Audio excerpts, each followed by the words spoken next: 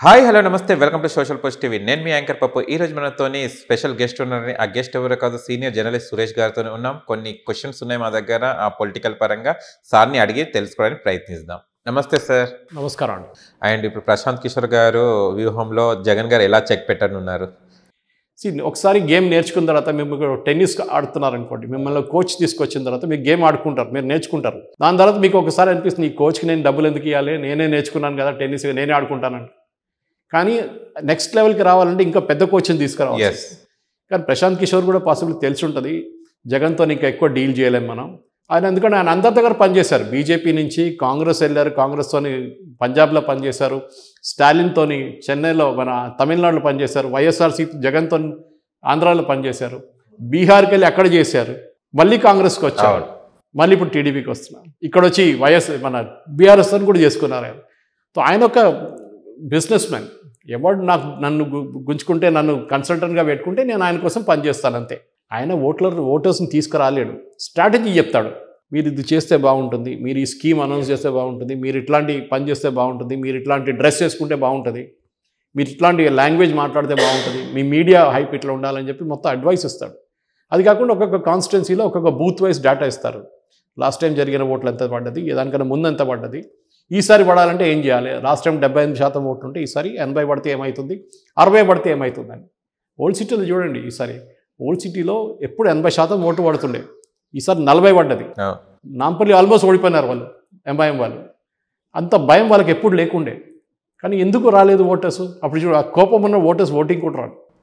అది ఓల్డ్ సిటీలో ఎప్పుడు జరగదు. ఓల్డ్ సిటీలో ఆ ముస్లిం కమ్యూనిటీ వాళ్ళకు ఉన్న ఎంఐఎం మీద ఉన్న పట్టు అబ్సల్యూట్ ఉండే. కానీ ఈసారి ఆ పట్టు కొంచెం మొత్తం షేక్ అయింది, వాళ్ళు ఫౌండేషన్ షేక్ అయిపోయింది వాళ్ళు.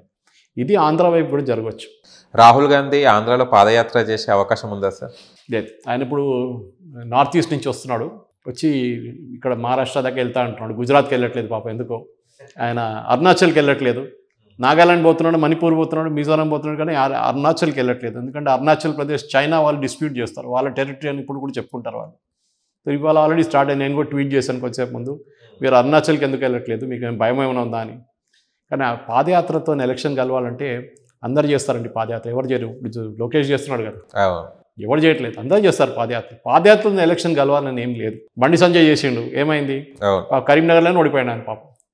అట్లాంటి పరిస్థితితో పాదయాత్ర కాదు, పాదయాత్రలో మీరు ఏం చేశారని చాలా ఇంపార్టెంట్. రాజశేఖర్ రెడ్డి గారు అక్కడ సక్సీడ్ అయ్యారు. కూర్చొని మాట్లాడిన Annamalai next example, very good example. నేను ఎప్పుడు చెప్తున్నాను, పార్టీస్కి పొలిటికల్ లీడర్ కావాలంటే బీజేపీకి తెలంగాణ లేనది అన్నామలై లాంటి బీజేపీ లీడర్ తెలంగాణలో ఉంటే, ఈవెన్ ఆంధ్రాలో ఉంటే కూడా బిల్డప్ చేసుకొని రావచ్చు.